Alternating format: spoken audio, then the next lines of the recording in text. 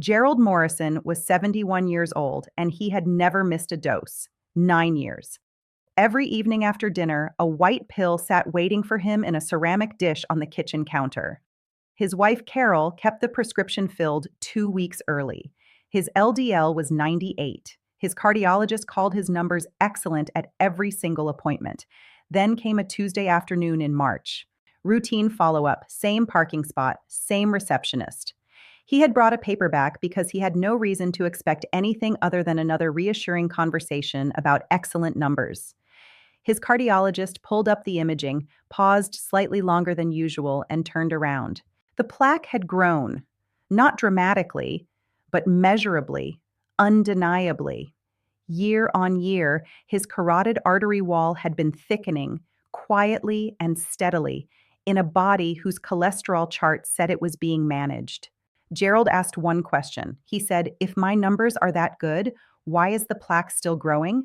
His cardiologist paused. Not the pause of a man who does not know, the pause of a man deciding how honest to be. He said, "Because lowering the number is not the same as stopping the process." Gerald drove home and told Carol. She picked up the ceramic dish, carried it across the kitchen, and set it on the other side. Not thrown away, just no longer the center of everything. She said, "Maybe it does not need to be there anymore." That moment is why this video exists. Because Gerald's question is the most important question in cardiovascular medicine right now. And the answer involves a fruit in your grocery store that has been demonstrated in a peer-reviewed clinical trial to do something no prescription drug has ever achieved: actual imaging-confirmed reversal of existing arterial plaque in human beings. Not slowing, not stabilizing, reversal. Today, we are covering 7 reasons why this fruit does what it does, the biological mechanisms, the clinical evidence, and the single most critical warning about this fruit that most seniors never hear. A warning that determines whether the pomegranate you consume heals your arteries or actively makes them worse. Most people are doing it wrong, with completely sincere intentions. Before we go further, drop a comment with your age and whether you are currently on any heart medication. We read every comment. And a quick note, everything here is backed by published research, but always talk to your own doctor before making changes. Now let us get into it.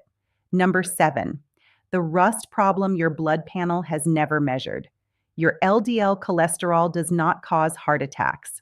Oxidized LDL causes heart attacks. That distinction is not technical detail. It is everything.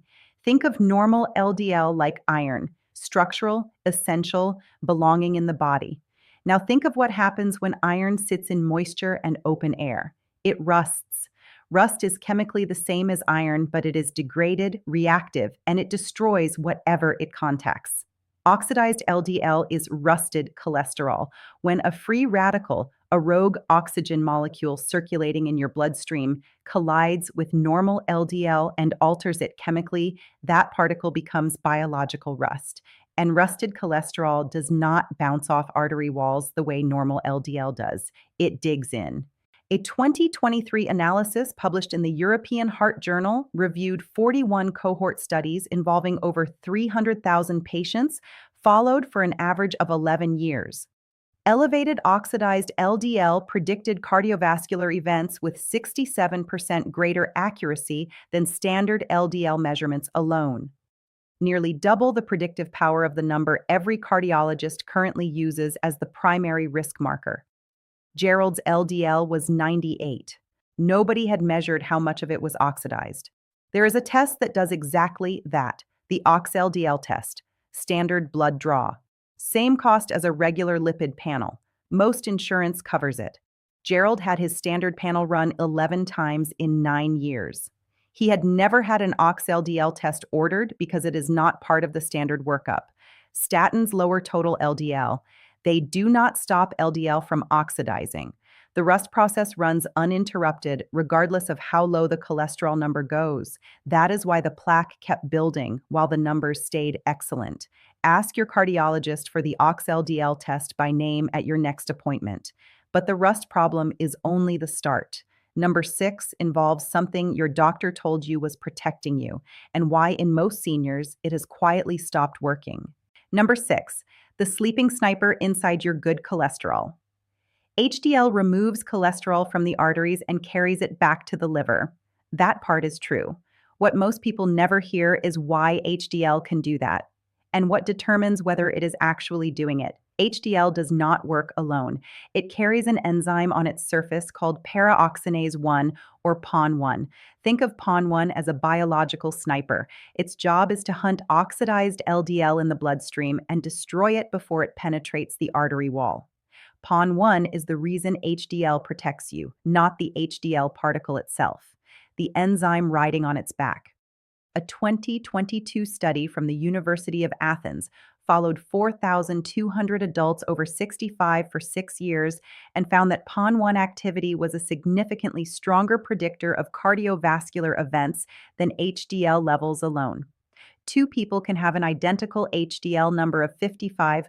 One has vigorous PON1 activity. The other's has declined from oxidative stress. They look identical on the standard panel. Their actual cardiovascular protection is not remotely comparable. PON1 activity declines consistently with age. The sniper goes to sleep. The HDL keeps circulating and keeps showing up as a healthy number on the panel. But without active PON1, it is a security guard who is present, uniformed on the clock, and sound asleep while oxidized LDL walks past unchallenged. Gerald's HDL was 52. His doctor called it healthy. His PON1 had never been measured, not once in 9 years. Something specific wakes that sniper back up. We are almost there. Number 5, what your immune system does when the rust arrives and why your own cleanup crew becomes the problem. When oxidized LDL penetrates the artery wall, the immune system sends in white blood cells called macrophages to remove it. This is the body doing exactly what it is designed to do. The macrophage arrives, engulfs the rusted cholesterol, and begins the cleanup. The problem is the rate at which the rusted cholesterol keeps arriving. The macrophage eats and eats. Eventually, it becomes so engorged with oxidized fat that it cannot function. It cannot leave. It is stuck inside the artery wall, toxic and dying. Scientists named it perfectly for what it has become, a foam cell. Think of a cleanup crew that arrived to remove garbage, ate too much of it, died in the hallway, and became the blockage. Then more cleanup crews arrived and died, and the hallway filled with dead immune cells. A 2023 systematic review in atherosclerosis, analyzing 62 studies and over 90,000 participants, confirmed that necrotic core volume, the accumulated mass of dead foam cells, increased plaque rupture risk by 81% compared to stable plaque architecture.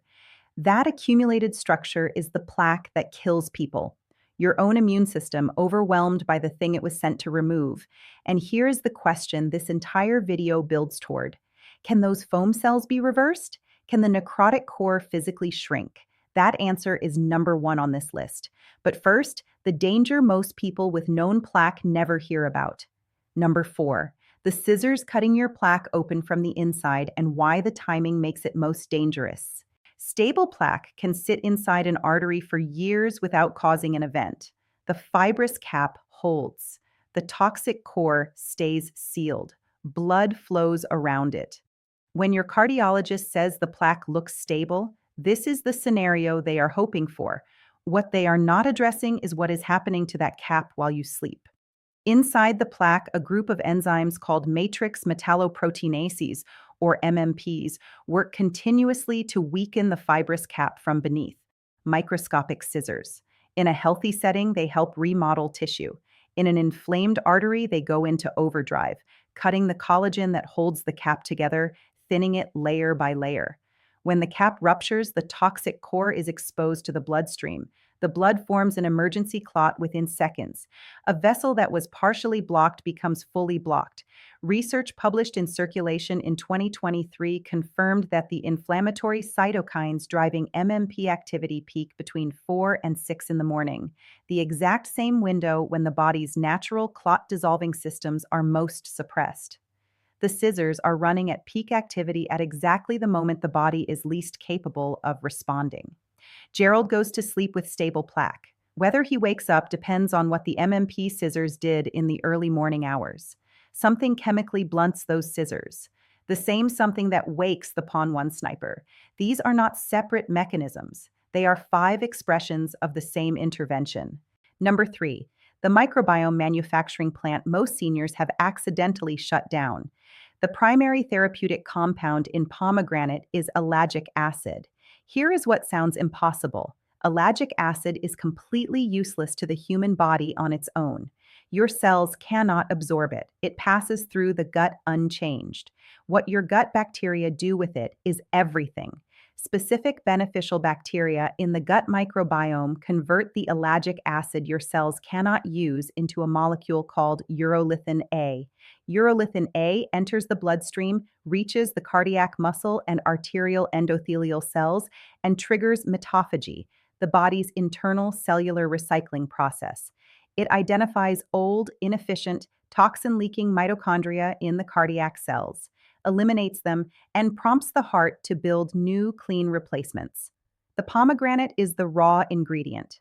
The gut bacteria are the manufacturing facility. A 2023 paper in the European Journal of Nutrition found that only 38 to 42% of adults produce urolithin A in clinically meaningful concentrations after consuming ellagic acid. The difference is not primarily genetic. It is the bacterial composition of the gut. Seniors who have taken multiple antibiotic courses, eaten low-fiber diets, or have significant gut dysbiosis may not be producing urolithin A at all. The raw ingredient arrives, the factory is closed. Rebuilding the microbiome and protecting the arteries are, in this context, the same project. Fermented foods daily, plain yogurt, kimchi, kefir, sauerkraut, provide the bacterial strains most associated with urolithin A production. This is not optional background advice. It is part of the mechanism. Number two, the nitric oxide umbrella and the message your body keeps trying to send. Your body already produces the exact molecule that opens and protects your arteries. It is called nitric oxide. The endothelial cells lining your artery walls manufacture it continuously through an enzyme called eNOS, a factory running around the clock, generating the signal that tells the smooth muscle layer of the artery to relax, open, and let the blood through. Every blood pressure medication ever developed is attempting to replicate what nitric oxide does naturally. In a senior's body under chronic oxidative stress, that message is being intercepted before it arrives.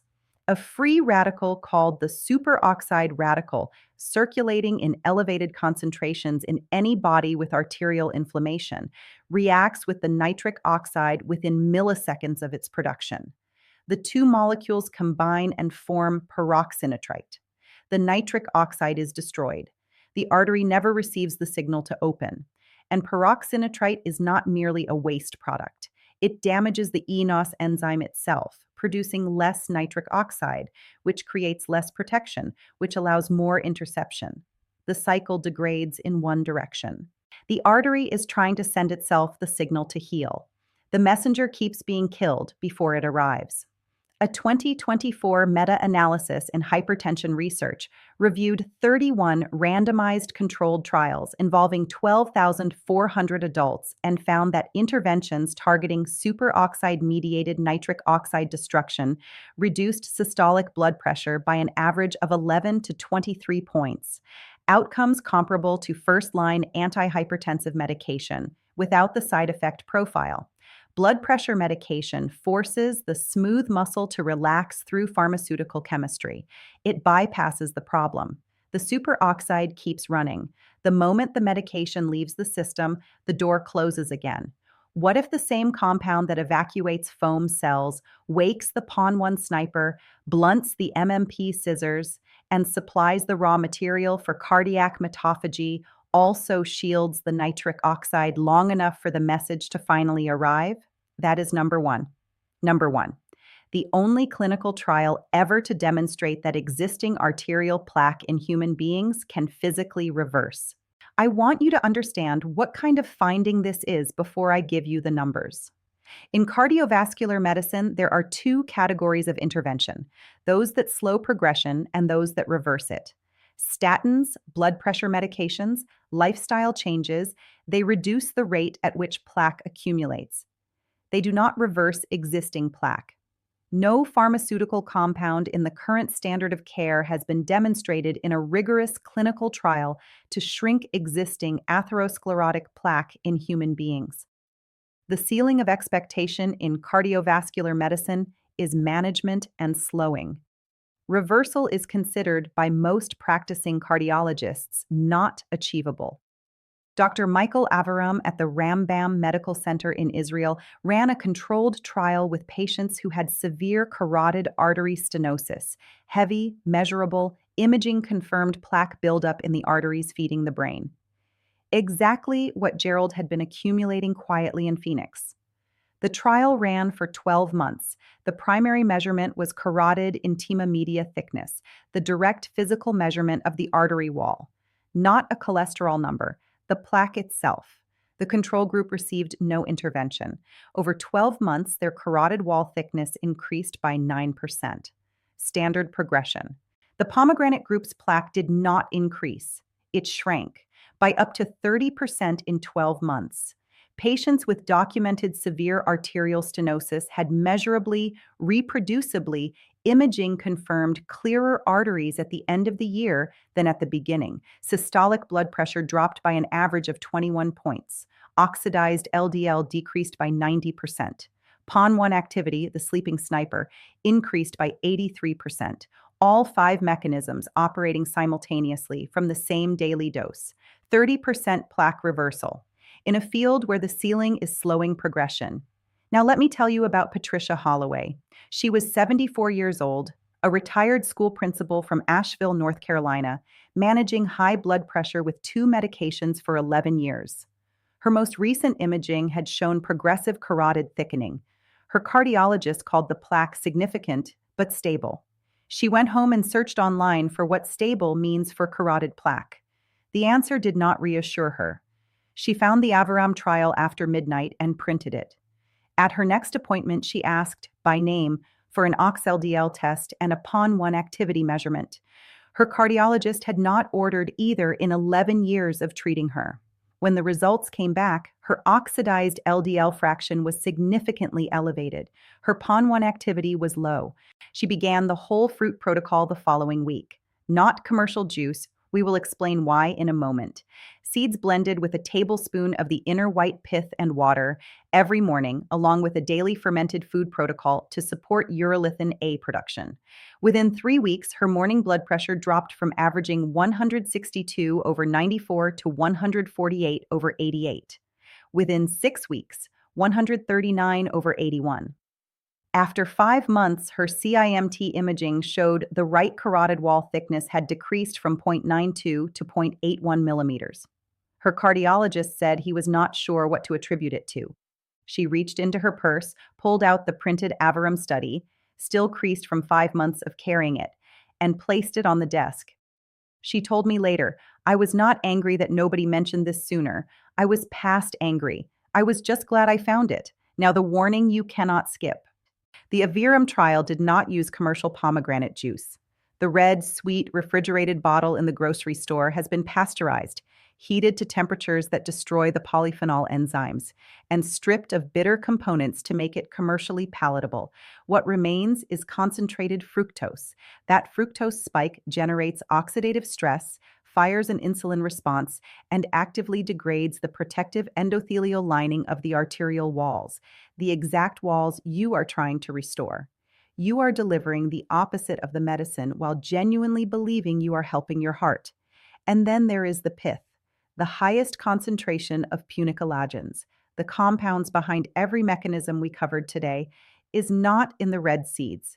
It is in the white, spongy, intensely bitter inner pith and the leathery outer peel, the parts every person cuts off and drops directly into the trash. The medicine is in the garbage. The sweet part most people eat is largely fructose. This is not a minor point. It is the entire clinical difference. Now, I want to take a moment here. We have covered a lot of serious ground today. Foam cells, sleeping snipers, scissors cutting through the night, intercepted messages. I know that can feel heavy. So let me say this clearly. You are not powerless. You are not too late. The fact that you stayed through this entire video tells me you are someone who takes their health seriously enough to seek what most people never find. That matters enormously. Gerald went back to his cardiologist 6 months after Carol moved that ceramic dish.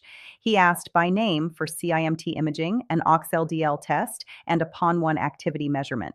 Three things never offered to him in 9 years.